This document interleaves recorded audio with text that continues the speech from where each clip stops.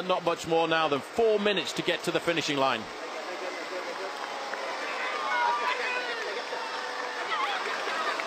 So Boonen still continues to concentrate there. He's in that time trialing position there as he cuts around all of these corners. He's not far. He's up at the top of the climb now, and very shortly he'll start to plunge down towards the outskirts of this velodrome, this very, very famous velodrome of Roubaix. Well, I did reference Lars Boom finishing 12th last year, but I've just checked my notes. In fact, this is his third attempt at Paris-Roubaix.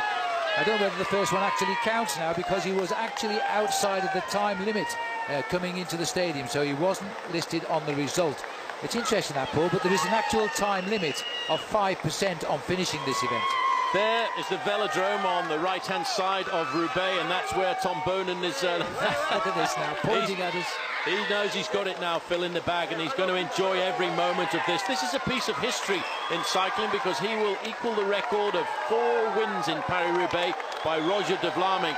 And I wonder what the often critical Roger de Vlaming will have to say about this performance. Well, he's got to be impressed, that's for sure. We've updated the record books.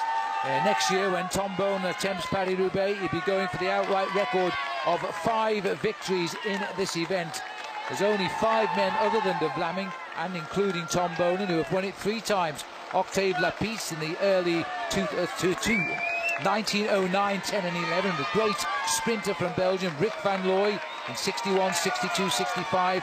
And of course the legendary Eddie Merckx in 68, 70 and 73. And that great Italian, 3 times straight, Francesco Moser, 78 through 80. And now Tom Boonen is about to improve on 05, 08, 09. It'll shortly be 12 as well. He'll switch to the left of the road, down the centre of the road, the last stretch of cobblestones before he enters the stadium. Boonen knows he's won. He's already celebrating. You know, these people, Phil, they've come out of the cafes which litter the side of the road here to enjoy this man coming by live. They realise what a performance he's put in. Talk about an athletic performance by Tom Boonen here this afternoon. There you go. 4 is the number of victories he's going to take here when he comes onto the velodrome, as he's gone over this last section of cobblestones, the ornamental section of cobblestones in the Kruipeland. 4 times, the last stretch of cobblestones, the end of all of the 27 sectors as we reach Sector 1. The kite ahead is 1 kilometre, just over half a mile to the actual finish. The crowd are cheering home a 56th year of a Belgian victory here as they swing towards the stadium. Shortly we are going to hear the roof off the stadium. The last few metres, and he's on the hallowed concrete surface of the Roubaix velodrome. Tom Boonen brings it home yet again for a record equaling 4th time. There's the track. Now listen to the welcome.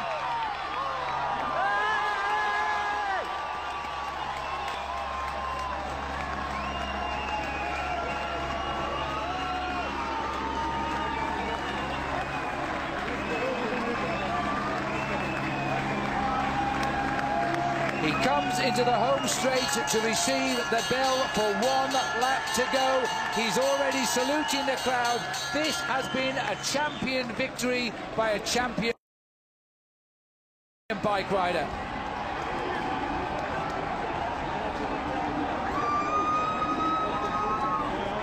I've got to say, Phil, there is no way to win Paris-Roubaix but like this for Tom Boonen. It really is an historic move that he made, a brave move. Some would have said maybe a silly move, but it's paid this afternoon. He has dominated Paris-Roubaix, and he's going to enjoy every moment of this. And I'm sure tonight he'd probably enjoy a very, very good Belgian beer. Tornado Tom has blown an ill wind over the rest of Paris-Roubaix as he lines up for the finish now. He equals the record of 4 victories of Roger de Vlaming, another great Belgian cyclist, and Tom could have a few more in him yet. He wins, but the speed, 43.48, is not a record average. He's not worried about that, Phil. These guys now are worried about who's going to finish 2nd and 3rd, who is going to get on the podium here this afternoon. Alessandro Ballan is not that much of a sprinter, you know, but he will have to do whatever he can. You know, you can take the banking to your advantage, but it's a strange sprint here, and if you start too soon, a lot of riders get overtaken in the last few metres if you misjudge your effort. So while Boonen celebrates in the centre of the track, the race, and there he is with Wilfred Peters, his manager in the car. The chap on the left there going to camera was Patrick Lefevre. That's the 11th man in 18 years he's seen on his charge win Paris-Roubaix. We're now looking for the sprint for second place. I think the best sprinter is the man at the front, but he shouldn't be at the front at this stage. 1 lap to go. Lars Boom comes from cyclo-cross background. He's been the champion of Holland for 10 years in a row.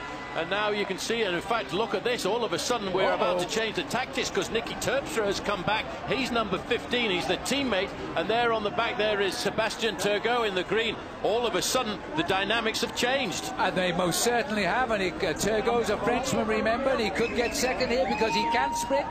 The sprint has been open. Now, Juan Antonio Fletcher has got the lead. Turgot has got the best position, but watch out for Boonen on the banking in red as they come off towards the finish. Juan Antonio Fletcher goes as Turgot got it on the straight, because this will be a great result, by far and away his best ever finish. He caught them on the track. Boonen is coming on the line. It is desperately close, but I think Turgot. How about you? Well, I don't know, Phil. It was so close on the line. It was the lunge for the line. We need to see the photo, because Boonen looked to me as if he might just have gone over there in the last moment. So there is the winner, indicating 4 victories, and that, well, was the most confident victory I've ever seen in his 118, Tom Boonen do. Now, what's